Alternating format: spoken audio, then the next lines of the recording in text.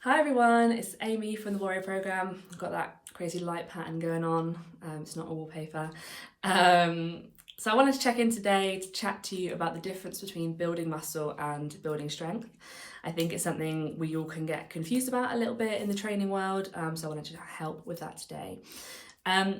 Contrary to popular opinion, having a massive muscular body does not necessarily mean you're strong. Having a massive muscular body, and I'm exaggerating with the word massive, just means that you train for building muscle size. You train for building muscle bulk. Does not necessarily mean you are strong.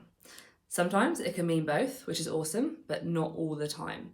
The way you train for strength and the way you train for muscle bulk is quite different. They both involve free weights, they both involve a certain amount of dedication, a certain amount of planning and obviously knowledge to do that.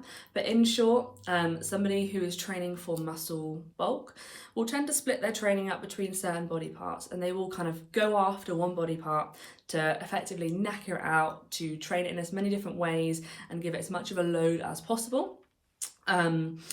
And by the time they'll be like, that muscle will be like shot. So it's broken and then it can be built back together again. But in terms of what their session would look like, be like maybe 7 potentially plus different exercises for that one body part.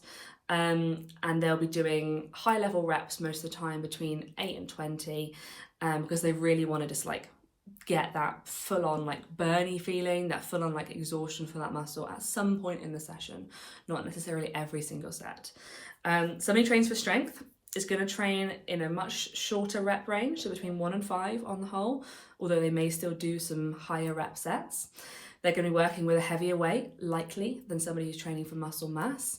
And their session will look kind of a lot slower and a lot more chilled, because they're working at a more maximal percentage of their overall effort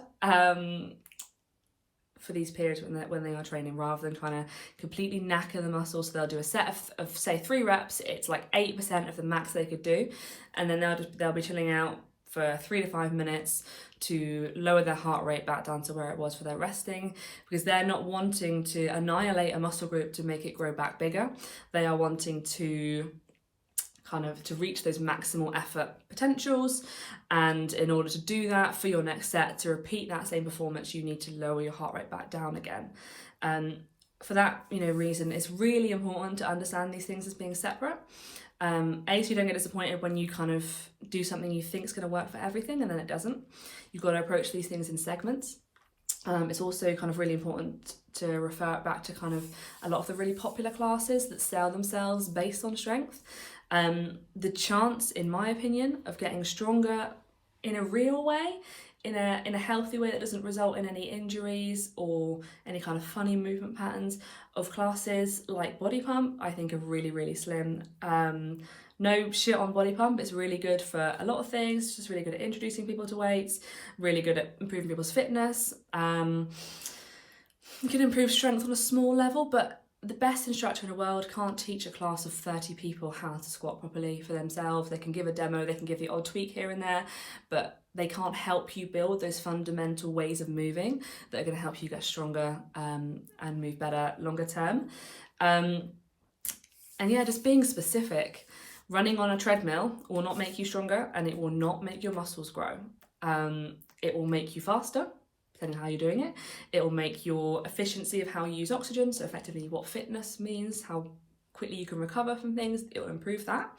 It will improve running to the bus, it will improve walking up the stairs. Basically, things will improve the things they look like. So if you want to get better at running, then run on the treadmill as a very basic overall of how to get better at running. If you want to get stronger, you've got to be working with weights that challenge you, that are at that max, kind of that group here, not this bit here, this upper end towards your, this is the bit, move the hand, this is the bit where it's the most you can do. You want to be here. If you're down here, you are not going to get stronger. But it all comes down to having the proper planning, the proper programming, knowing specifically what you're doing. That's why everything we do at the Warrior Programme is one-to-one, because we're all individuals, bodies are full of weird shit. Everyone's got stuff, it's not just you, and that stuff should not stop you from training. Instead, it should prompt you to go to somebody that knows their shit and knows how to deal with that and to help you to deal with that. There is nothing you've got that is going to mean there is nothing you can do that's going to get you more towards where you want to go. And if you've kind of been with people that have said that is the case, then they are wrong as far as I'm concerned. Although bring it on. Bring me your weirdest stuff. But yeah, I hope that's helpful in kind of explaining the difference between putting muscle mass on, technical term is hypertrophy, versus building strength. If you have any questions, drop them below. I'd be super happy to answer them. Bye.